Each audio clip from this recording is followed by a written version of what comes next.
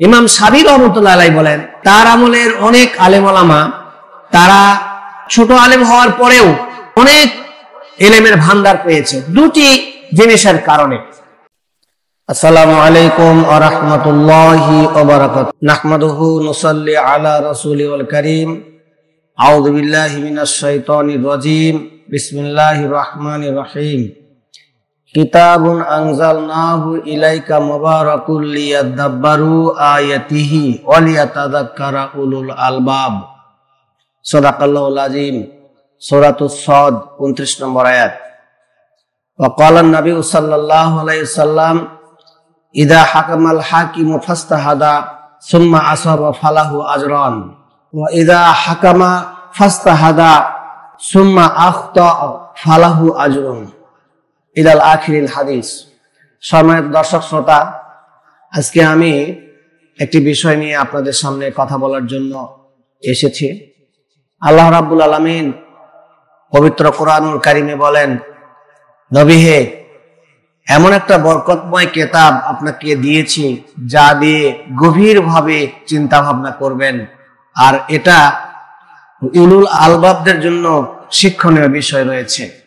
হাদিস শরীফে রাসূল করিম সাল্লাল্লাহু আলাইহি ওয়াসাল্লাম বলেন, যে ব্যক্তি কোরআন নিয়ে গবেষণা করলো, যদি সঠিক সিদ্ধান্তে পৌঁছে যায় তাহলে সে দুটি পুরস্কার প্রাপ্ত হয়, আর যদি গবেষণা করে ভুল সিদ্ধান্তে পৌঁছে যায় তারপরেও একটা সওয়াব তার আমলনামায় লেখা হয়।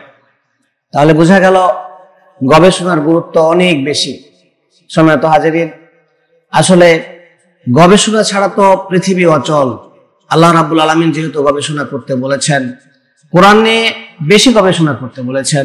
যেমন একটি আয়াতে বলা হয়েছে, আফালা ইয়াতাদাব্বারুনাল কোরআন, তারা কেন কোরআন নিয়ে গবেষণা করে না? আম আলা কুলুবিন আকফালুহা, তাদের অন্তরে কি তালা লেগেছে? সম্মানিত দর্শক শ্রোতা, এই আয়াতের সামনে পিছনে যদি আমরা খেয়াল করি তাহলে দেখা যাচ্ছে সামনের কথাটা হচ্ছে প্রশ্ন আর পেছনের কথাটা হচ্ছে ধিক্কার। যেমন, কেন তারা কোরআন নিয়ে গবেষণা করে না? তাদের অন্তরে কি তালা লেগেছে? এটা ধিক্কার স্বরূপ কথা, তার মানে গবেষণা করতেই হবে। সম্মানিত হাজিরিন, এজন্য কোরআন নিয়ে গবেষণা করতে যে অনেক সময় অনেক অমূল্য সম্পদ আমরা পেয়ে যেতে পারি বা পাবো, এটা আমরা আশা করছি। এই জন্য কোরআনুল কারীম পড়ার ব্যাপারে আমরা যে বিষয়গুলো লক্ষ্য করছি, কোরআন বলছে যালিকাল কিতাবু লা রাইবা ফি, এই কিতাবের মধ্যে কোনো সন্দেহ নেই। তো এই কিতাবে সন্দেহ নাই বলতে আমরা কি বুঝবো? আরবিতে সন্দেহ নেই, না অনুবাদে সন্দেহ নেই, না ব্যাখ্যাতে সন্দেহ নেই? আরবি হচ্ছে অক্ষত, এটা কিয়ামত পর্যন্ত থেকে যাবে, কিন্তু অনুবাদ তো এক ধরনের হবে না। আপনি যদি তিনটা অনুবাদ এক জায়গায় করেন তাহলে দেখা যাবে তিন অনুবাদের ভাবধারা একরকম নয়। কোথাও প্রকাশ করা হয়েছে ভাব অর্থে, কোথাও প্রকাশ করা হয়েছে শাব্দিক অর্থে।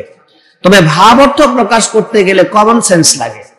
কমন সেন্স এত গুরুত্বপূর্ণ বিষয় যে আল্লাহ রাব্বুল আলামিন কমন সেন্সের বিষয়ে ক্লিয়ারলি বলেছেন, ইয়াজআলুর রিজসা আলাল্লাযিনা লা ইয়াকিলুন, সূরা ইউনূসের 100 নম্বর আয়াতে। তাদের উপরে আমি ভুল চাপিয়ে দিই যারা আকল অর্থাৎ কমন সেন্স ব্যবহার করে না। আবার সূরা আনফালের 22 নম্বর আয়াতে বলা হয়েছে, ইন্নাস শাররাদ দাওয়াবি ইনদাল্লাহি সুম্মুল বুকমুল লাযিনা লা ইয়াকিলুন। এখানে বলা হচ্ছে পৃথিবীর ভিতরে তারা জন্তু জানোয়ারের চেয়েও নিকৃষ্ট যারা কমন সেন্স ব্যবহার করে না। আবার আরেকটি আয়াতে বলা হচ্ছে, ওয়াকালু লাউ কুন্না নাসমাউ আও নাকিলু মা কুন্না ফি আসহাবিস সাঈদ, সূরা মুলকের 10 নম্বর আয়াতে। এখানে আল্লাহ বলছেন, পরকালে বিচার শেষে যে মানুষগুলো জাহান্নামের দিকে চলে যাবে তারা বলতে থাকবে, আমরা যদি কোরআনুল কারীমের কথাগুলো শুনতাম আর এটা নিয়ে আকল অর্থাৎ কমন সেন্স ব্যবহার করতাম তাহলে মা কুন্না ফি আসহাবিস সাঈদ, তাহলে আজকে আমাদেরকে এই সাঈর নামক জাহান্নামে আসা লাগতো না। শোনো তো হাজিরিন, তাহলে কমন সেন্স ব্যবহার করলে আমরা ভাবার্থগুলো ফুটে তুলতে পারি, কিন্তু তার আগে আমাদের জানতে হবে শাব্দিক অর্থটা কি। শাব্দিক অর্থ এবং ভাবার্থ মিলিয়ে যদি একজন পাঠক বুঝতে পারে, তাহলে তার জানা আর একটা জেনে শাব্দিক অর্থ অথবা ভাবার্থ একটা জানা আর দুইটা জানা, এই দুই জানার ভিতরে আকাশ পাতাল পার্থক্য। এই জন্য আল্লাহ রাব্বুল আলামিন পবিত্র কোরআন আমাদের দিয়েছেন। আল্লাহ নবী এই কোরআনুল কারীম তার ভাষায় প্রকাশ করেছেন, যেহেতু তার ভাষাও ছিল আরবি, আল্লাহর ভাষাও আরবি, কোরআনের ভাষাও আরবি। কিন্তু আমাদের ভাষা তো বাংলা, আমরা বাংলাদেশের মানুষ। আমরা যদি এই বাংলায় কথাগুলো বুঝতে চাই, তাহলে একটু গবেষণা করে আমরা যদি কথাগুলো আরো বেশি বেশি অধ্যয়নের ভিত্তিতে আমরা যদি এটা রপ্ত করতে পারি, দখল করতে পারি, তাহলে আমরা অনেক উপকৃত হব। ইমাম সাবির রহমতুল্লাহ আলাইহি বলেন যে তার আমলের অনেক আলেম ওলামা তারা ছোট আলেম হওয়ার পরেও তারা অনেক এলেমের ভান্ডার পেয়েছে দুটি জিনিসের কারণে। এখানে হাদিসে বলা হয়েছে নসকু ওয়াল আকল, আকল এবং নুসুক। আকল হচ্ছে কমন সেন্স আর নুসুক হচ্ছে সাধনা। সাধনা এবং আকল ব্যবহার কারণে, সঠিক আকল ব্যবহার কারণে তারা এলেমের সমুদ্রে এলেমের অনেক অগাধ এলেম তারা লাভ করতে পারবে। এটা ইমাম সাবির রহমতুল্লাহ আলাইহির বর্ণনা। সেই দৃষ্টিকোণ থেকে আমরাও যদি কমন সেন্স ব্যবহার করে কোরআনুল হাদিস এবং কমন সেন্স ব্যবহার করে কথাগুলোকে রপ্ত করার জন্য, দখল করার জন্য প্রাণপণে চেষ্টা করি, তাহলে আমাদের ব্যক্তি, পরিবার, সমাজ, রাষ্ট্রের সকল জায়গায় আমরা কাজ করতে পারবো এবং কমন সেন্স উৎকর্ষিত হবে। আর কমন সেন্স উৎকর্ষিত হলেই জাতি সঠিক সিদ্ধান্তে পৌঁছিতে পারিবে।